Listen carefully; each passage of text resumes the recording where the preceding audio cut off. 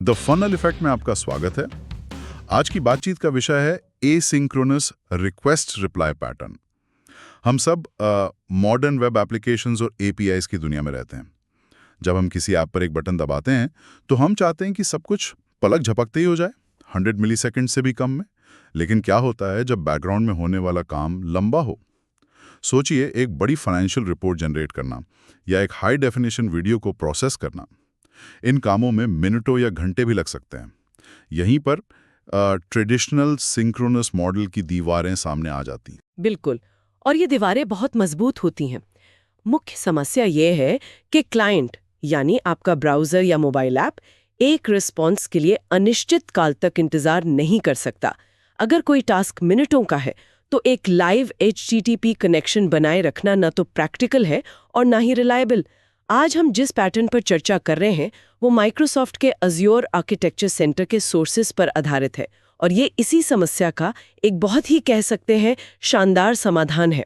हमारा लक्ष्य है इस तकनीकी पैटर्न को आसान भाषा में समझना ताकि पता चले कि ये कैसे एप्लीकेशंस को ज्यादा रिस्पॉन्सिव, स्केलेबल और भरोसेमंद बनाता है। चलिए, इस समस्या की जड़ तक चलते हैं। एक सिंक्रोनस एपीआई कॉल को समझने का सबसे अच्छा तरीका एक कॉफी शॉप की एनालॉजी है।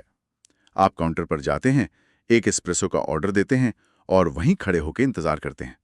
30 सेकंड में आपकी कॉफी तैयार है और आप चले जाते हैं। छोटे कामों के लिए यह सिस्टम बढ़िया काम करता है। लेकिन मान लीजिए आपने कोई ऐसी स्पेशल कॉफी ऑर्डर की है जिसे बनाने में 20 मिनट लगते हैं। क्या आप 20 मिनट तक काउंटर ब्लॉक करके खड़े रहेंगे? नहीं, बिल्कुल नहीं। नहीं। यही समस्या long running back and task के साथ होती है। लेकिन यहां बात सिर्फ यूजर के फ्रस्ट्रेट होने की नहीं है। इसके टेक्निकल साइड इफेक्ट्स क्या हैं? सिस्टम कहां पर टूटने लगता है? ये बहुत महत्वपूर्ण सवाल है। फ्रस्ट्रेशन तो एक हिस्सा है, लेकिन असल में सिस्टम लेवल पर कई चीजें गलत होने लगती हैं। सबसे पहले, ज्यादातर वेब सर्वर्स और नेटवर्क इंफ्रास्ट्रक्चर की एक डिफॉल्ट टाइम आउट लिमिट होती है। अच्छा। अगर बैकएंड प्रोसेस उस लिमिट से ज्यादा समय लेता है तो कनेक्शन अपने आप टूट जाएगा और क्लाइंट को एक जेनेरिक टाइम आउट एरर मिलेगा। उसे ये भी पता नहीं चलेगा कि उसका काम हुआ या नहीं। मतलब रिक्वेस्ट फेल हो गया। हाँ, और दूसरी बात, जब तक क्लाइंट इंतजार कर रहा है, सर्वर पर एक थ्रेड या प्रोसेस उस कनेक्शन के लिए रिजर्व रहता है।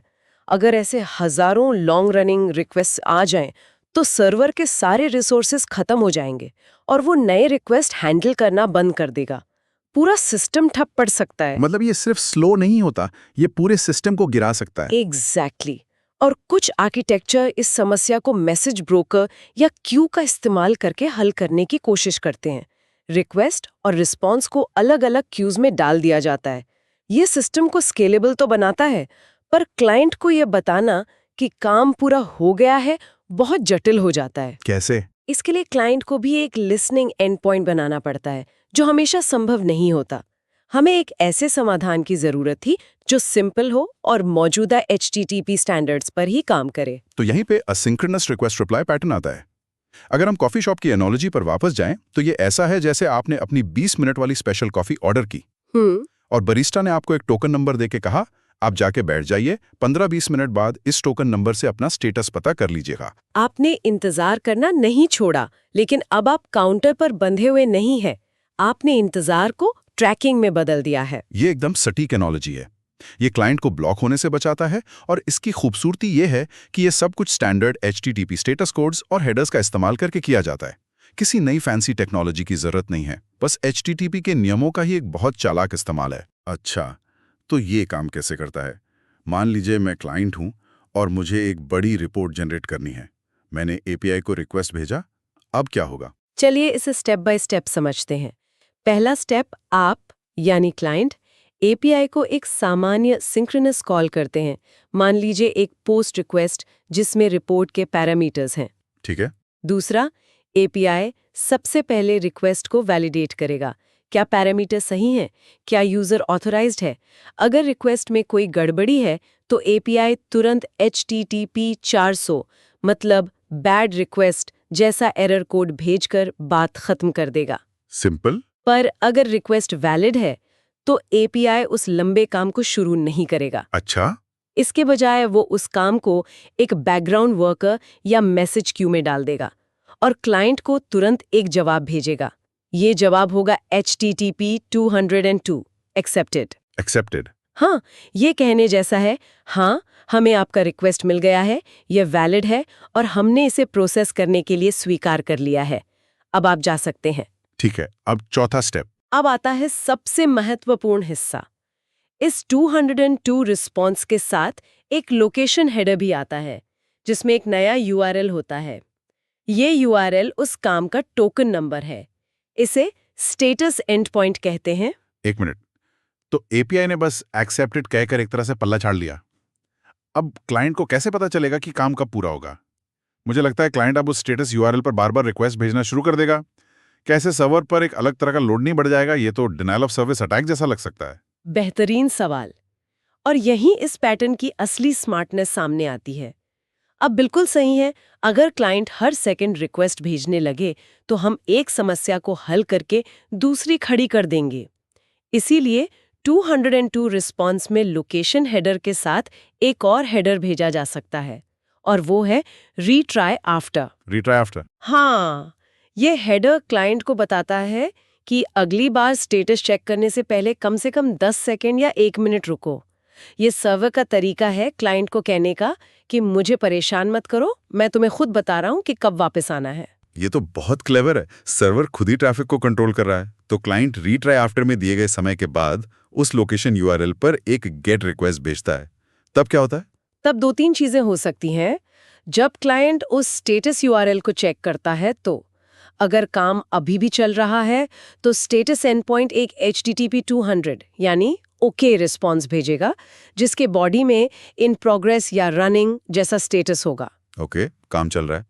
और जब काम पूरा हो जाएगा तो स्टेटस एंड पॉइंट या तो सीधे परिणाम दे देगा या फिर एक HTTP 302 फाउंड या 303C अदर रिस्पॉन्स के साथ क्लाइंट को एक नई URL पर रीडायरेक्ट कर देगा, जहां फाइनल रिपोर्ट या रिसोर्स रखा हुआ है। और क्लाइंट उस नई यूआरएल से अपना परिणाम डाउनलोड कर सकता है। एग्जैक्टली। ये सुनने में तो काफी मजबूत लगता है, लेकिन असल दुनिया में चीजें हमेशा प्लान के हिसाब से नहीं चलती। इसे इम्प्लीमेंट करते समय लोग कहाँ सबसे ज्यादा गलतियां करते हैं? क्या कोई आम पिटफॉल्स हैं जिनसे बचना चाहिए? हाँ, बिल्कुल है। पहली और सबसे आम गलती मैंने बताई, रीट्राई आफ्टर हेडर को नजरअंदाज करना। हाँ। मैंने एक प्रोजेक्ट पर काम किया था जहां बैकएंड टीम ने ये पैटर्न इंप्लीमेंट कर दिया, लेकिन क्लाइंट साइड टीम को रीट्राई आफ्टर हेडर के बारे में ठीक से बताया नहीं। ओह। उन्होंने हर 2 सेकंड में पोलिंग का लॉजिक लिख दिया।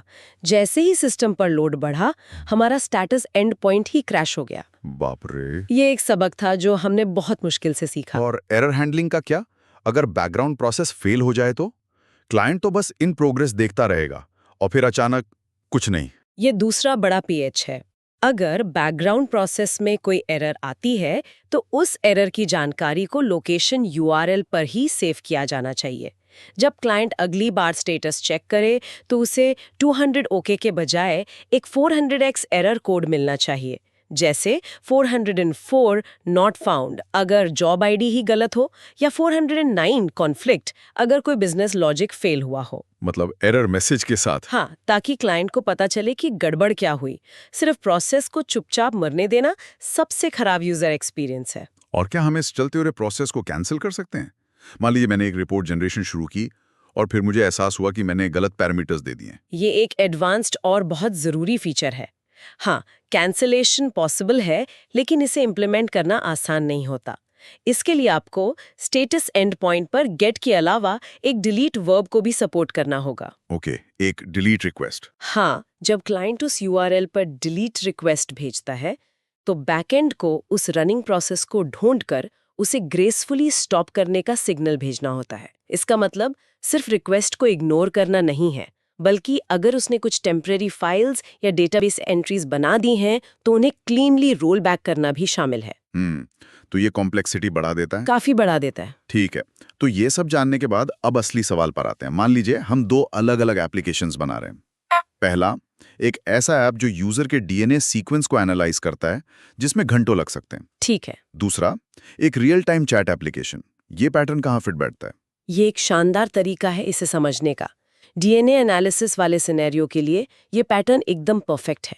ये एक लंबा, रिसोर्स इंटेंसिव काम है। यूजर को तुरंत रिजल्ट नहीं चाहिए, बस उसे ये पता होना चाहिए कि उसका रिक्वेस्ट स्वीकार कर लिया गया है और प्रोसेस हो रहा है। मतलब वो बाद में आके चेक कर सकता है। बिल्कुल, वो ऐप को बंद करके घंटों बाद वापस आकर देख सकता है। ये ब्राउजर बेस्ड एप्लीकेशंस के लिए भी बहुत अच्छा है, जहां सर्वर से क्लाइंट को कॉल बैक भेजना मुश्किल होता है। और चैट एप्लीकेशन? लेकिन रियल टाइम चैट एप्लीकेशंस के लिए ये पैटर्न बिल्कुल गलत है। चैट में आपको डेटा की स्ट्रीमिंग चाहिए, वो भी दोनों तरफ से और तुरंत। यहाँ पोलिंग करना बहुत इनएफिशिएंट होगा। इसके लिए वेब सॉकेट्स या सिग्नल आर जैसी टेक्नोलॉजीज बनी हैं जो एक persistent two way connection channel खोलती हैं। तो इसका मतलब ये हर समस्या का समाधान नहीं है।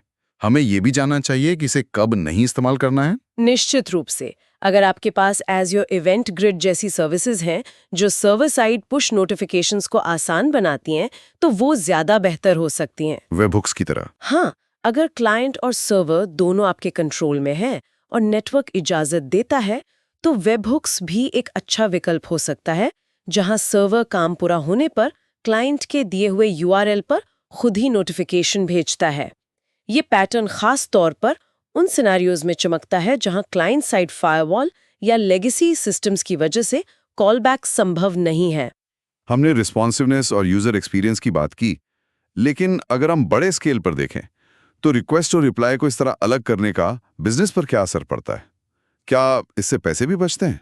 हाँ, और ये इसका सबसे कम चर्चित लेकिन सबसे शक्तिशाली फायदा है। ये पैटर्न अजोर के वेल आर्किटेक्टेड फ्रेमवर्क के परफॉर्मेंस एफिशिएंसी और कॉस्ट ऑप्टिमाइजेशन दोनों पिलर्स को सपोर्ट करता है। मैं आपको एक ई कॉमर्स क्लाइंट का उदाहरण देती हूँ। उनकी end of day sales report generation synchronous थी। शाम 5 बजे जब सब लोग रिपोर्ट निकालते थे तो उनकी पूरी वेबसाइट स्लो हो जाती थी। अच्छा, पीक आवर्स में? हाँ। हमने वहां ये एसिंक्रोनस पैटर्न इंप्लीमेंट किया। तो इससे यूआई रिस्पॉन्सिव हो गया होगा? यूआई तो रिस्पॉन्सिव हुआ ही, लेकिन असली फायदा कहीं और हुआ, क्योंकि अब रिपोर्ट जनरेशन रिक्वेस्ट एक क्यू में जा रही थी। उन्होंने एक पॉलिसी बनाई कि इन हैवी जॉब्स को रात के 1 बजे प्रोसेस किया जाए, जब यूजर ट्रैफिक सबसे कम होता है। स्मार्ट। इससे उन्हें दिन के पीक आवर्स में महंगे पावरफुल सर्वर्स की जरूरत नहीं पड़ी। वो रात में सस्ते लो प्रायोरिटी कंप्यूटर रिसोर्सेज का इस्तेमाल करके ये काम करने लगे। इस एक बदलाव से उन्होंने अपने बैकएंड प्रोसेसिंग सर्वर्स पर लगभग 30% कॉस्ट बचाई। 30%? वाओ! ये सिर्फ एक टेक्निकल फिक्स नहीं था, ये एक बिजनेस विन थी। वाह, ये तो जबरदस्त है। तो आज की चर्चा का सार ये है कि asynchronous request reply pattern client को लंबे समय तक चलने वाले बैकएंड टास्क से डीकपल करता है। ये इंतजार को ट्रैकिंग में बदलकर यूजर एक्सपीरियंस, सिस्टम परफॉर्मेंस और यहाँ तक कि लागत तीनों को बेहतर बनाता है। बिल्कुल। और अंत में मैं श्रोताओं के लिए एक विचार छोड़ना चाहूंगी। ये पैटर्न इंतजार की तकनीकी समस्या को तो हल कर देता है, लेकिन हमें इंतजार के मानवीय पहलू को नहीं भूलना चाहिए। मानवीय पहलू? हाँ, तकनीकी समाधान एक हिस्सा है, पर एक क्लियर यूआई यूएक्स के माध्यम से यूजर को ये बताना कि बैकग्राउंड में क्या हो रहा है, उतना ही महत्वपूर्ण दूसरा हिस्सा है। सिर्फ ये बता देना कि रिक्वेस्ट एक्सेप्टेड हो गई है काफी नहीं है। यूजर को एक प्रोग्रेस बार दिखाना, ये बताना कि इसमें लगभग कितना समय लगेगा, या काम पूरा होने पर एक छोटी सी नोटिफिकेशन भेजना, ये सब यूजर का भरोसा बनाने के लिए जरूरी है। हमारा काम सिर्फ एक ऐसा सिस्टम बनाना नहीं है जो काम करता है, बल्कि एक ऐसा सिस्टम बनाना है जो यूजर को रिस्पॉन्सिव और भरोसेमंद महसूस हो। द फनल इफेक्ट देखने के लिए धन्यवाद।